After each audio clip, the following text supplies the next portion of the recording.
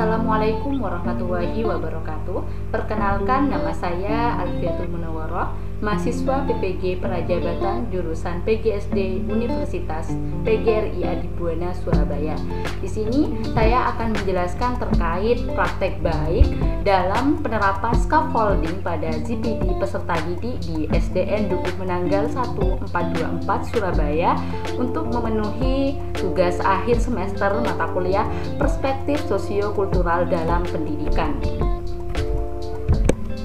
Selanjutnya saya akan jelaskan tentang pengertian scaffolding dan Zone of Proximal Development atau ZPD, di mana scaffolding merupakan bantuan dari orang dewasa kepada anak untuk melakukan usaha secara mandiri, di mana seorang guru pada mulanya memodelkan keterampilan yang diajarkannya, memberikan bantuan secara berangsur-angsur, kemudian mengurangi bantuan tersebut ketika keterampilan siswa meningkat. Jadi dapat disimpulkan bahwasanya scaffolding ini adalah bantuan dari orang dewasa kepada anak-anak untuk meningkatkan kemampuannya.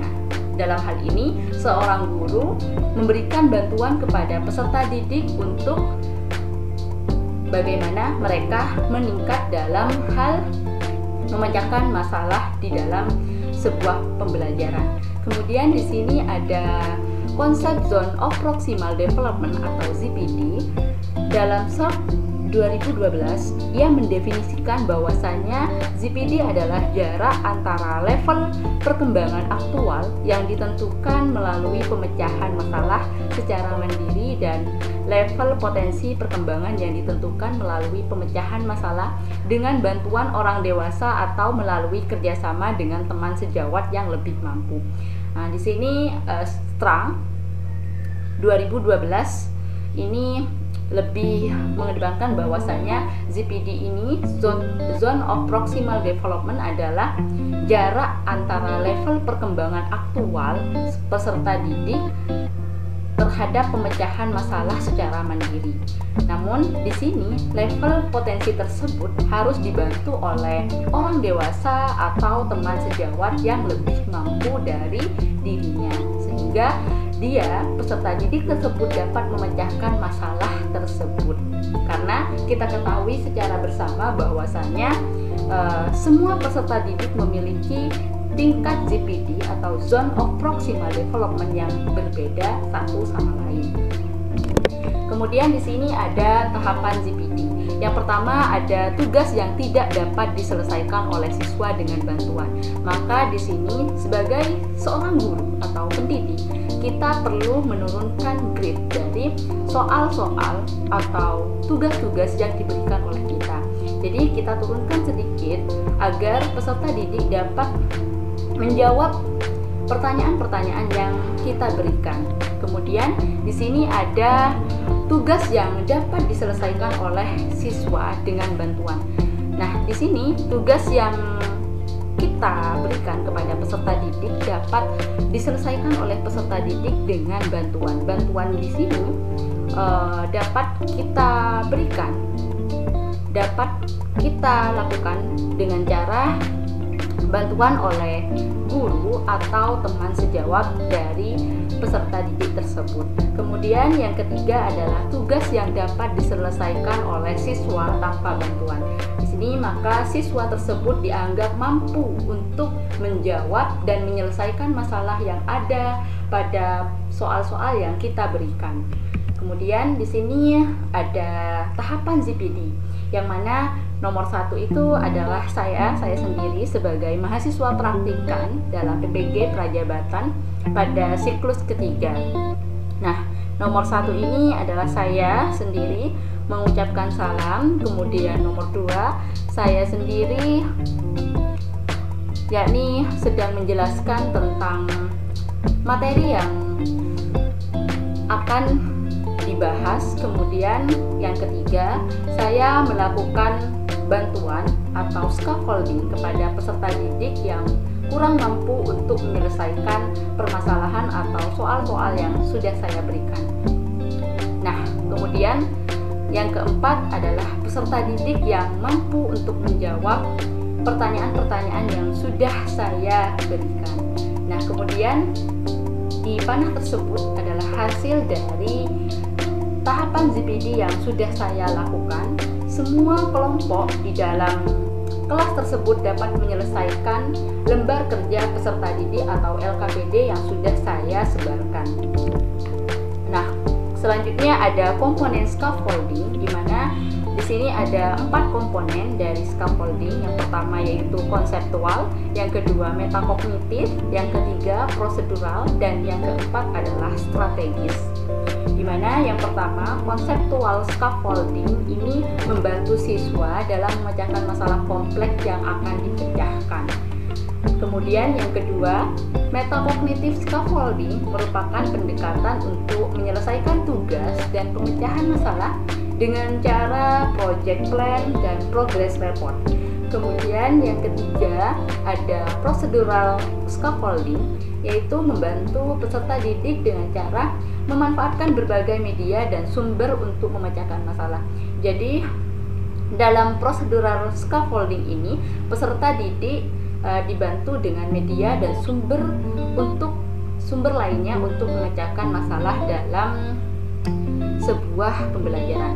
Kemudian yang keempat adalah strategis scaffolding, yaitu membantu menentukan strategi yang digunakan dan salah satu alternatif untuk mengerjakan tugas-tugas yang sudah diberikan oleh pendidik kepada peserta didiknya. Nah, ini dapat dilakukan dengan cara feedback on project plan, feedback on progress report, dan result tip. Nah, kemudian ada metode scaffolding, di mana metode yang digunakan dapat berupa motivasi, modeling, reminder, dan check-in. Yang pertama adalah motivasi. Motivasi di sini adalah memberikan dorongan. Jadi pendidik memberikan dorongan kepada peserta didik agar dapat menyelesaikan soal-soal yang diberikan oleh guru. Kemudian yang kedua ada metode modeling atau contoh. Di sini peserta didik diberikan contoh terlebih dahulu oleh gurunya agar dapat menyelesaikan soal-soal yang sudah diberikan oleh guru tersebut. Kemudian yang ketiga, reminder, mengingatkan kembali. Jadi guru di sini dapat mengulas kembali apa yang sudah mereka pelajari sehingga peserta didik dapat menjawab apa yang mereka hadapi atau tantangan apa yang mereka hadapi di dalam soal-soal yang diberikan oleh seorang guru. Kemudian ada check-in, yaitu memastikan semua peserta didik dapat menjawab soal-soal yang sudah diberikan oleh pendidik. Selanjutnya saya akan menjelaskan tentang tahapan scaffolding, di mana menurut Aguilera tahun 2006 menguraikan 3 tingkatan scaffolding sebagai strategi pengajaran yang efektif baik dilakukan di dalam kelas maupun di luar kelas. Tingkatan tersebut adalah yang pertama environmental provision, yang kedua explaining, reviewing, and restructuring, dan yang ketiga adalah developing conceptual thinking. Yang pertama, environmental provision adalah tingkatan yang dilakukan pengaturan lingkungan belajar yang dilakukan tanpa campur tangan atau intervensi dari guru, di mana peserta didik sudah mengetahui materi tersebut dengan lingkungan sekitar rumahnya. Jadi pengetahuan tersebut didapatkan oleh peserta didik tanpa adanya campur tangan atau intervensi dari guru. Kemudian yang kedua adalah explaining, reviewing, and restructuring. Pada tingkat ini siswa sudah berinteraksi dengan guru, seperti guru sudah memberikan penjelasan, meninjau kembali oleh siswa, dan juga penguatan pemahaman siswa dari guru kepada peserta didiknya. Kemudian yang ketiga adalah developing conceptual thinking, di mana dalam tingkat ini dilakukan dengan mengembangkan pemikiran konseptual yang diketahui oleh siswa. Nah, setelah mereka mendapatkan materi yang sudah dijelaskan oleh guru, kemudian guru dapat mengembangkan pengetahuan atau konseptual yang sudah dimiliki oleh siswa tersebut agar menjadi hal yang dapat menunjang prestasi dari peserta didik tersebut. Kemudian di sini ada pemberian scaffolding kepada peserta didik yang dilakukan oleh saya sendiri di kelas 1B di SDN Duku Menanggal 1 424 Surabaya. Nah, di sini sangat terlihat jelas bahwasanya di sini saya memberikan bantuan kepada peserta didik yang tidak memahami tentang lembar kerja peserta didik yang sudah saya berikan kepada mereka. Kemudian hasil dari pemberian scaffolding tersebut ternyata seluruh siswa, seluruh kelompok yang ada di dalam kelas tersebut dapat menyelesaikan lembar kerja peserta didik yang sudah saya berikan. Nah, di sini sudah terlihat jelas bahwasanya semua kelompok yang ada di kelas tersebut dapat menyelesaikan lembar kerja peserta didik yang sudah saya berikan.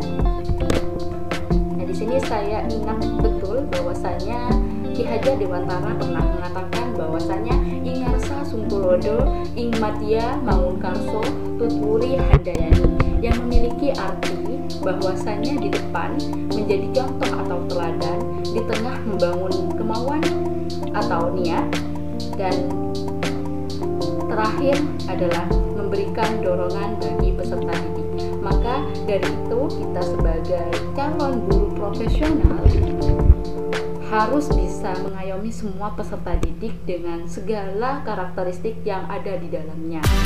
Salam calon guru profesional, tetap semangat. Wassalamualaikum warahmatullahi wabarakatuh.